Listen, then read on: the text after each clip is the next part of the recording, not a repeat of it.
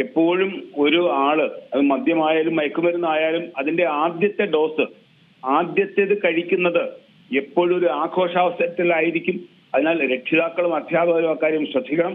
ഓണം എന്ന് പറയുന്നത് നമ്മുടെ കേരളത്തിന്റെ ഏറ്റവും വലിയ ആഘോഷമാണ്. അതുകൊണ്ട് തന്നെ നമ്മൾ വിദ്യാർത്ഥികളുടെ കാര്യത്തിൽ പ്രത്യേകമായ ശ്രദ്ധ വേണമെന്ന് നമ്മൾ പറഞ്ഞതേ ഉള്ളൂ. അപ്പൊ അതിന്റെയൊക്കെ ദൃഷ്ടാന്തങ്ങളാണ് ഈ കാണുന്നത്. അപ്പൊ ഇതിനകത്ത് ഈ വാങ്ങിക്കൊണ്ട് കൊടുക്കാന്ന് പറഞ്ഞാൽ അതിന് തന്നെ ലോബികൾ യഥേഷ്ടം നിൽക്കുകയാണല്ലോ പുറത്ത്. മദ്യം വാങ്ങിക്കൊണ്ട് കൊടുക്കുന്നതിന്, അതിന് കമ്മീഷൻ പറ്റുന്നതിന്, അത് കുട്ടികളെ, പ്രത്യേകിച്ചും കുട്ടികളെ അതിനകത്തേക്ക് കൊണ്ടുവരുന്നതിനൊക്കെ ആസൂത്രിതമായ രീതിയിൽ ആളുകൾ മെനക്കെട്ട് നിൽക്കുകയാണ്. രക്ഷിതാക്കളുടെ ശ്രദ്ധ ഇക്കാര്യത്തിൽ ഇല്ല എന്നുണ്ടെങ്കിൽ കുട്ടികൾ കൈവിട്ടു പോകുന്ന സ്ഥിതിയിലേക്കാണ് കേരളത്തിന്റെ അവസ്ഥ. സാറേ, ഈ ഒരു കണക്കുകളൊക്കെ നമുക്കറിയാം. ഈ ഒരു ഓണം എന്ന് പറയുന്നത് പണ്ട് കാലങ്ങളിലൊക്കെ കുടുംബക്കാരും അല്ലെങ്കിൽ അന്യനാടുകളിലുള്ളവർ, വെക്കേഷൻ, അത്തരത്തിൽ എല്ലാവരും കൂടെ ചേർന്നൊരു ഒത്തുചേർന്ന് ആഘോഷിക്കുന്ന ഒന്നാണ്. പക്ഷേ കുറച്ചു കാലം മുമ്പ് വരെ ഇത്തരത്തിൽ ഓണം ആഘോഷിച്ചിട്ടുണ്ടെങ്കിൽ ഇപ്പോൾ അങ്ങനെയല്ല.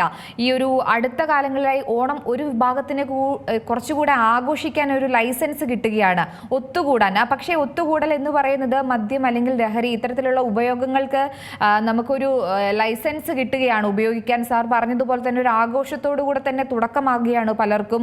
ഓണക്കാലത്ത് മലയാളികൾ കുടിച്ചു തീർക്കുന്നത് കോടികൾ ചിലവാക്കിയുള്ള മദ്യമാണ് എന്നൊക്കെ കണക്കുകൾ സർക്കാർ തന്നെ പുറത്തുവിടുന്നുണ്ട്. ഇതൊക്കെ അടുത്ത കാലത്തായി അതിന്റെ കണക്കുകൾ കൂടുന്നതും ഞെട്ടലോടെ തന്നെയാണ് കേരളം കാണുന്നത്. പക്ഷേ ഇത് ആഘോഷമാക്കുന്ന മലയാളികളാണ് ഇപ്പോൾ ഭൂരിഭാഗവും ഉള്ളത്. വളരെ ശരിയാണ്, വളരെ ശരിയാണ്. ഇപ്പൊ ഓണം എന്ന് പറയുന്ന സമയത്ത് എന്തെങ്കിലും ചെയ്താൽ ആ ഓണമല്ലേ, ഓണത്തിനല്ലേ, ആ പോട്ടെ എന്നുള്ള ഒരു മട്ട് മുതിർന്നവരിൽ പോലും കണ്ടുവരുന്നു എന്നുള്ളതാണ് വളരെ സങ്കടകരം എന്ന് പറയുന്നത്. ആ ഓണമല്ലേ, കുട്ടികളല്ലേ എന്ന ഒരു രണ്ട് വാക്കിൽ അതങ്ങ് കളയാം എന്നുള്ളതാണ് അവരുടെ വിചാരം. അതുകൊണ്ട് തന്നെ കുട്ടികൾ ഇത്തരം സമയങ്ങളിൽ അത് പരമാവധി ദുരുപയോഗം ചെയ്യുന്നതിന് കുട്ടികൾ ശ്രമിക്കുന്നു. അങ്ങനെയും അതിനകത്ത് നമുക്ക് കാണാൻ കഴിയും. ഉദാഹരണത്തിന് സ്കൂളുകളിലൊക്കെ സ്കൂൾ അടയ്ക്കുന്ന ദിവസം മദ്യം വാങ്ങിക്കൊണ്ടുവന്ന് സ്കൂളിന്റെ പരിസരങ്ങളിൽ നിന്ന് തന്നെ ഉപയോഗിക്കുകയും കുഴഞ്ഞു വീഴുകയും ചെയ്യുന്ന സംഭവങ്ങൾ, അത് പെൺകുട്ടികൾ ഉൾപ്പെടെ നമ്മൾ കാണുന്നു എന്നുള്ളത് വളരെ ഭയാനകമായ രീതിയിലാണ്. വളരെ ഞെട്ടലോടുകൂടിയേ നമുക്കതിനെ കാണാൻ കഴിയുള്ളൂ. ഒരു കാര്യം കൂടെ, ഇപ്പോൾ ഈ ഒരു കുട്ടികളുടെ പ്രായം, അവർക്ക് എവിടെ നിന്നും മദ്യം കിട്ടി, ഇതൊക്കെയുമായി ബന്ധപ്പെട്ട് തന്നെ പോലീസ് അന്വേഷണം നടത്തേണ്ടതുണ്ട്. കാരണം ഇപ്പോൾ പുതിയ രീതികളിൽ ആപ്പ് വഴി അങ്ങനെയൊക്കെ കൂടുതൽ സജ്ജീകരണങ്ങൾ ഒരുക്കാൻ പോവുകയാണ് ബെക്കോ. അപ്പോൾ അത്തരത്തിലൊരു നടപടികളിലേക്ക് എത്തിയാൽ പോലും ഇങ്ങനത്തെ ഒരു ആഘോഷങ്ങൾ മാത്രമായിരിക്കില്ല, സ്ഥിരം കുട്ടികൾ അതിൻ്റെ ഒരു കസ്റ്റമേഴ്സായി മാറുന്ന ഒരു സ്ഥിതിയിലേക്ക് മാറും. പിന്നീട് നമ്മൾ കാണാൻ പോകുന്ന ഭാവി കേരളത്തിൽ സംഭവിക്കാൻ പോകുന്നത് എന്താണെന്ന് പോലും നമുക്ക് പോലും ഇപ്പോൾ പ്രെഡിക്റ്റ് ചെയ്യാൻ പറ്റാത്ത ഒരു അവസ്ഥയിലേക്ക് കാര്യങ്ങൾ മാറും. ആ ഒരു രീതിയിലേക്കാണ് കാര്യങ്ങൾ പോകുന്നത്. അപ്പോൾ എവിടെയാണ് ഇതിൻ്റെ ഒരു തടയിടേണ്ടത്? കാരണം സർക്കാർ തന്നെ റെക്കോർഡ് മദ്യവിൽപ്പനയാണെന്ന് പറഞ്ഞ് ഓണം കഴിഞ്ഞ് കുറച്ച് ദിവസം കഴിയുമ്പോൾ ഇതിൻ്റെ കണക്കുകൾ പുറത്തുവിടും. അത് ആഘോഷിക്കുന്ന ഒരു മലയാളികളെയാണ് കാണുന്നത്.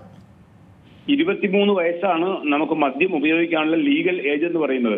പക്ഷെ 15 വയസ്സ് കഴിഞ്ഞ കുട്ടികൾ സ്കൂളിൽ മദ്യപിക്കുന്ന കാഴ്ചയാണ് നമ്മൾ കണ്ടുകൊണ്ടിരിക്കുന്നത്.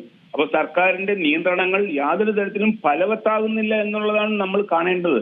സർക്കാർ കൊണ്ടുവന്ന 23 വയസ്സ് എന്ന നിയന്ത്രണം ഫലവത്താകുന്നില്ല. കാരണം അവർക്ക് മദ്യം എത്തിച്ചു കൊടുക്കുന്നതിനുള്ള സംവിധാനമുണ്ട്, മദ്യം വാങ്ങുന്നതിനുള്ള സംവിധാനമുണ്ട്. കാരണം ഏറ്റവും കൂടുതൽ ലാഭം ഉണ്ടാക്കാൻ വേണ്ടിയിട്ട് ബിവറേജസ് കോർപ്പറേഷന്റെ MD തന്നെയല്ലേ പറഞ്ഞത്, ഒരു ഫോൺ കോളിൽ മദ്യം വീട്ടിലെത്തിക്കുന്നതിനുള്ള സംവിധാനം ഞങ്ങൾ ഒരുക്കിയിട്ടുണ്ട്, മന്ത്രിസഭയുടെ ഒരു അനുവാദം കിട്ടിയാൽ ഞങ്ങൾ റെഡിയാണ്. അപ്പൊ ആ അവസ്ഥയിലേക്ക് കേരളം നീങ്ങിക്കൊണ്ടിരിക്കുകയാണ്. അപ്പോൾ വീണ്ടും നമ്മൾ കുഴപ്പത്തിലേക്ക് പോകുന്നു, പ്രശ്നങ്ങളിലേക്ക് പോകുന്നു. നമ്മുടെ കുട്ടികൾ നമ്മളിൽ നിന്ന് പുറന്തള്ളപ്പെടുന്നു, അല്ലെങ്കിൽ കുട്ടികളുടെ ഭാവി വളരെ മോശമായി മാറുന്നു എന്നുള്ളതാണ് നമുക്ക് ഈ കേരളത്തിൽ ഇപ്പോൾ കാണാൻ കഴിയുന്നത്. സർ, ഒരു കാര്യം കൂടെ, ഇത്തരത്തിൽ ആഘോഷങ്ങൾക്ക് മദ്യപാനമേ തീരൂ എന്നുള്ള തലത്തിൽ എന്തുകൊണ്ടാണ് വിദ്യാർത്ഥികൾ ചിന്തിച്ചു പോകുന്നത്? കാരണം അത് മറ്റുള്ളവർ ഉപയോഗിക്കുന്നത് കണ്ട് അതിൻ്റെ ലഹരിയുടെ ഉപയോഗം ആദ്യത്തെ തവണയൊന്നും ആയിരിക്കില്ല, ഇത് കുടിച്ചാൽ പ്രശ്നമില്ല, അങ്ങനെയുള്ള കാര്യങ്ങളിലൊക്കെ കുട്ടികളെ പരസ്പരം പറഞ്ഞ് അവർ തന്നെയാണ് മനസ്സിലാക്കുന്നത്, അവർ തന്നെയാണ് അതിലേക്ക് കൊണ്ടുപോകുന്നതും. പക്ഷേ ഇവർക്കൊരു ബാക്ക് ബോൺ അല്ലെങ്കിൽ ഒരു സപ്പോർട്ട് എവിടുന്നോ കിട്ടുന്നുണ്ട്. ആ സപ്പോർട്ടിന് വേണ്ടേ ആദ്യം തുരത്താൻ? അല്ല, അത് നമ്മൾ മനസ്സിലാക്കേണ്ടത്, ഈ നമ്മുടെ കേരളത്തിൽ മദ്യം കഴിക്കുക എന്ന് പറയുമ്പോഴത്തേക്കും മുതിർന്ന ആളുകളിൽ, മുതിർന്ന പുരുഷന്മാരെ നമ്മൾ എടുത്തു കഴിഞ്ഞാൽ അതിലൊരു 50-60% പേരും മദ്യം ഉപയോഗിക്കുന്ന ആളുകളാണ്. അതിൽ തന്നെ ഏതാണ്ട് 20 ലക്ഷത്തോളം ആളുകൾ കേരളത്തിൽ ദൈനംദിനം മദ്യപിക്കുന്ന ആളുകളാണ്. മദ്യപാനികൾ എന്ന് നമുക്ക് പേരിട്ട് വിളിക്കാവുന്ന ആളുകൾ ഉൾപ്പെടുന്നവരാണ് 20 ലക്ഷത്തോളം ആളുകൾ.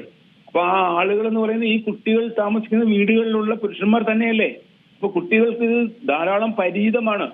അപ്പൊ എന്റെ മാമൻ, എന്റെ ഇന്നാള് മദ്യം ഉപയോഗിക്കുന്നുണ്ട്, അദ്ദേഹത്തിനൊന്നും സംഭവിച്ചിട്ടില്ല, അതുകൊണ്ട് എനിക്കത് ഉപയോഗിക്കാം എന്നൊരു ചിന്താഗതിയിലേക്ക് കുട്ടികൾ പോയാൽ അവരെ കുറ്റം പറയാൻ കഴിയുമോ? ഏറ്റവും പുതിയ വാർത്തകളും വിശേഷങ്ങളും വിരൽ തുമ്പിലറിയാൻ സീ മലയാളം ന്യൂസ് എല്ലാ ഡിജിറ്റൽ പ്ലാറ്റ്ഫോമുകളിലും ലഭ്യം.